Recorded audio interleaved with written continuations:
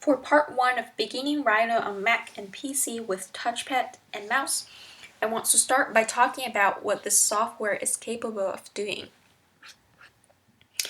Let's pull up this 3DM file.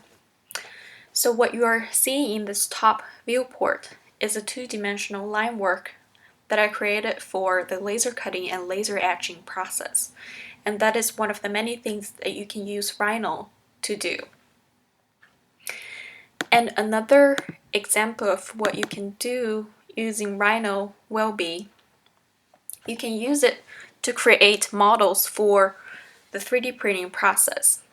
And let's go into the perspective viewport. So this is a geometric cage-like or bow-like shape that I created in Rhino. And now I can select this file and export it as a STL file, and that will be ready for the 3D printing process.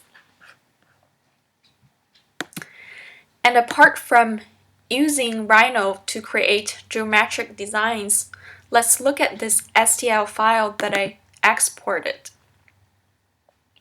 This would be an example of an organic shape that you can achieve using Rhino.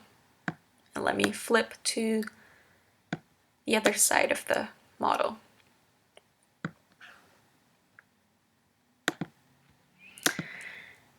And apart from using Rhino for the 3D printing process and or the laser cutting and laser etching process, what you can also do is to create rendered imageries using rendering softwares such as Keyshot.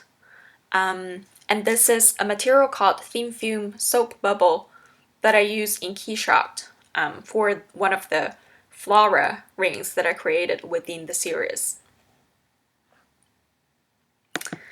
And let me pull up another example of a rendered imagery. And this ring, I rendered it in polished silver. This will give me an idea of how this model will look like if I were to go for a metalsmithing casting process and make my model and transform that model into a wearable form. And this will give you an idea and help you visualize what it will look like in a specific metal before the casting process happens.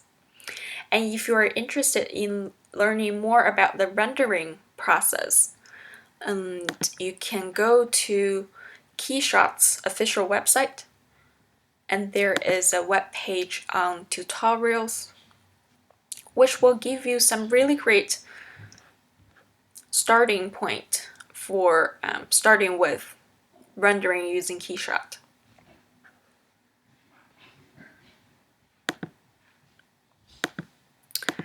And before talking about the basic commands when using Rhino, when I was showing a few of my friends how to use Rhino, a lot of them found that this information that I gave them was quite helpful. So I'm gonna share that with all of you. So first of all, we need to understand Rhino's logic or Rhino's language, because that is the key to learning, using, and then continue learning more about Rhino. And secondly, we do not have to know every single command in order to make something with Rhino. I do not know every single command, but I can use what I do know about the software to create forms or shapes that I'm hoping to work with. And also, there are many ways that will lead you to the same result. I will definitely recommend trying a few different ways to create the same thing and see which way or combination of ways you are more comfortable with. And also, commands in Rhino are all broken down into multiple steps, and you will be able to be guided throughout each command. And all of the steps are very concise, very clear, and very easy to follow. And if you run into an issue There are a lot of really helpful tutorials on YouTube. You can either search for a specific command's name or search for how to model a specific object to get started. You can try searching for how to model a staircase, and there will be relevant tutorials that's going to help you with the process.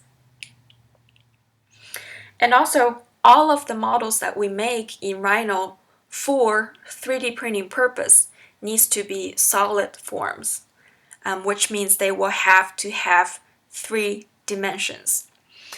If we look at all the objects around us, they all have certain thickness, no matter how thin it might be. And someone once told me that just think of Rhino as a desktop game. Just try different things and play with it and discover new things along the way. And in the next chapter, in part 2, we're going to be talking about some basic commands to get started working with Rhino.